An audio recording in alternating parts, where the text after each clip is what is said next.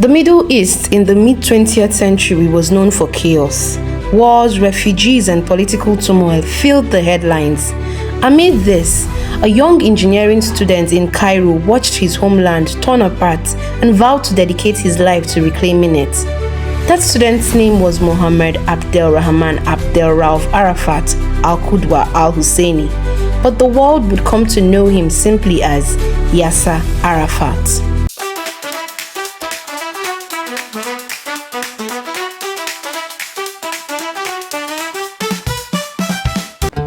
Born in 1929, Arafat's early life was filled with displacement.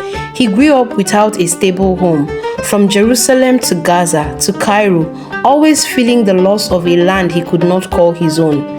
That pain shaped his purpose. In the 1950s, while others sought careers or comfort, Arafat found a movement called Fatah, an organization with one mission: liberate Palestine. He wasn't a soldier by birth, but he became one by conviction. By the 1960s, his group was launching guerrilla attacks against Israel, gaining attention and followers. Soon, Arafat became the most recognizable voice of the Palestinian cause. In 1969, he rose to lead the Palestine Liberation Organization, PLO, and from that moment, he was no longer just a rebel leader, he was a symbol. His black and white keffiyeh became an icon of resistance across the Arab world. But Arafat's story wasn't black and white. To some, he was a hero standing up for a people without a country. To others, he was the mastermind behind violence and terror.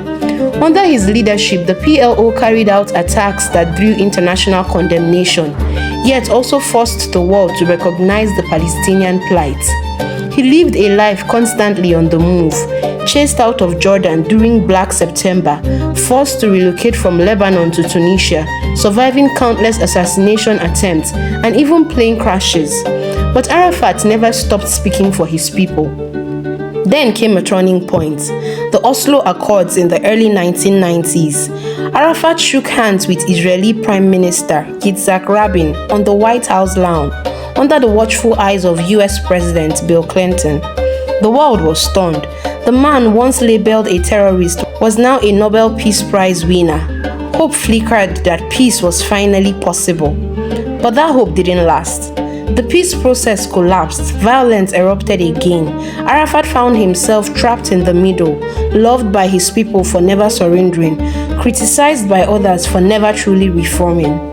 In his final years, Israeli forces surrounded his compound in Ramallah, turning his headquarters into a fortress of despair. Sick, isolated, yet still defiant, Arafat refused to leave.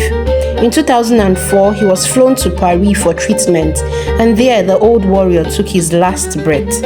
His death remains shrouded in mystery, with some believing he was poisoned. Yasser Arafat's life was a paradox of peace and war, heroism and controversy, love and hate.